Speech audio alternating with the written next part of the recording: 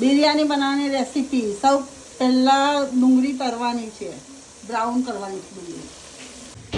એક બાજુ ડુંગળી તળવા મૂકી છે અને એક બાજુ ચોખા બાફવા માટે પાણી ગરમ કર્યું છે. એમાં તજ, લવિંગ, મરિયા, તેજપત્તા, ઇલાયચી, જીરું આટલું નાખીને ચોખા બાફવાના. આ થોડી ડુંગળી કાઢી લેવાની, તળેલી થોડી ડુંગળી કાઢી લેવાની. હવે આ ચિકન વઘારવાનું. જીરું નાખું છું કેમ કે મારા છોકરાઓને અંદર તજ, લવિંગ, મરિયા મોંમાં આવે એટલે નથી પસંદ, એટલે હું નથી નાખતી. હવે આ પ્યાજ થોડી નાખું. પ્યાજ નાખી અને તરત જ આ લીલો મસાલો છે, ધાણા, મરચાં, આદુ, લસણ, પુદીનો અને કઢી પત્તા બધું જ એક સામટું મેં પીસી નાખ્યું છે અને પેસ્ટ બનાવી છે.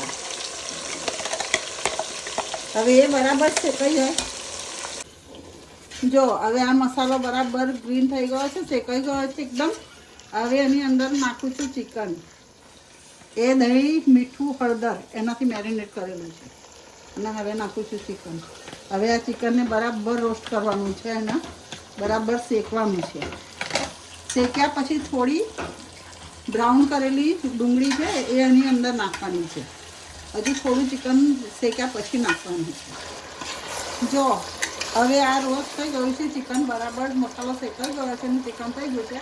હવે જે તળેલી ડુંગળી હતી ને એ થોડી આની અંદર નાખવાની છે, બીજી ઉપર નાખવા માટે રાખવાની છે, થોડી અત્યારે નાખવાની છે. બસ હવે આ ચિકન બી રોસ્ટ થઈ ગયું છે, બધું કમ્પ્લીટ થઈ ગયું છે. હવે સૂકો મસાલો, ધાણા પાવડર, હળદર, મરચું અને ચિકન બિરયાનીનો મસાલો બધું મિક્સ કરી લેવાનું. જો હવે આ એક બાજુ ચિકન કમ્પ્લીટ થઈ ગયું છે અને એક બાજુ ત્યાં સુધી મેં ચોખા પલાળેલા તો એનું પાણી બી તૈયાર થઈ ગયું છે. હવે આ 20 મિનિટ કમ્પ્લીટ ચોખા મેં પલાળ્યા છે. હવે ચોખાને બાફવાના છે. જો હવે ચોખા નાખ્યા પછી મીઠું નાખવાનું. ચોખા નાખ્યા પછી થોડું મીઠું નાખવાનું. મીઠું જેમ બને એમ ઓછું નાખવાનું કેમ કે ચિકનમાં બી મીઠું છે એટલે.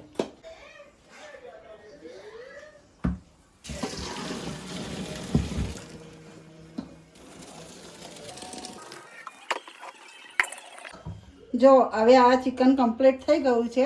હવે આપણે પડ વાળીએ છીએ. આ બધું પહેલાં ચિકન નીચે નાખી દેવાનું, તપેલામાં નીચે. આપણે જેમાં પડ વાળવા હોય ને એમાં વાળવાનું. જો હવે ચિકન નાખી દીધું. હવે આપણે એની ઉપર ચોખા નાખીશું. અને હા, એક વાત બી હું તમને કહેવા માગું છું, જો તમારા બી ઘરમાં હવે કોઈ ઉપર આ આખો મસાલો ના ખાતા હોય તો મારી જેમ આવી રીતે કાઢી નાખજો. કેમ કે હું તો આવી રીતે કાઢી નાખું છું કેમ કે મારા છોકરાઓને એ પસંદ નથી. હવે ચિકન પછી ચોખા નાખ્યા. ચોખા પછી હવે આપણે ફ્રાય કરેલી ડુંગળી નાખીશું એમાં.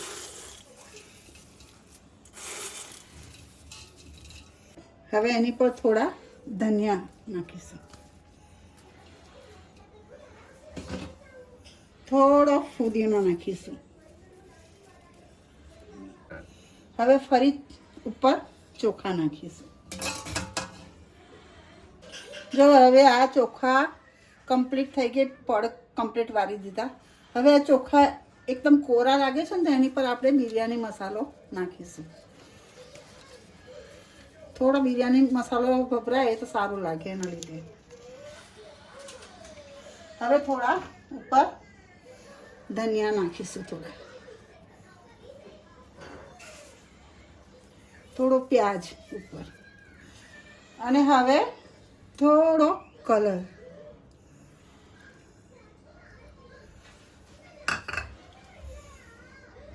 કલર તમારા હિસાબથી તમારે નાખવો હોય એટલો નાખજો.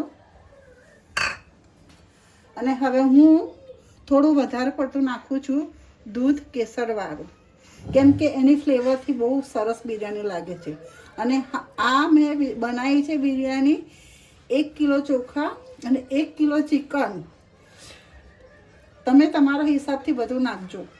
આ મેં પહેલી વાર તમને આ વિડીયો બનાવ્યો છે. જો તમને સારો લાગે તો ચોક્કસ કમેન્ટને લાઈક આપજો. હવે આ મેં દમ બિરયાની બનાવી છે એટલે એની પર આપણે દમ વાળવો પડે. એટલે દમ માટે થોડું મેં આ વાટકીમાં ઘી મૂક્યું છે. હવે આ ઘીની અંદર હું કોલસો નાખું છું. જો આને દમ કહેવાય.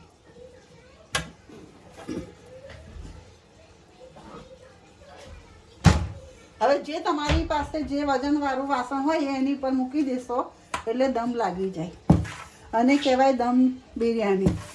Thank you so much. આ બિરયાનીની રેસીપી ગમે તો લાઈક શેર કમેન્ટ કરજો.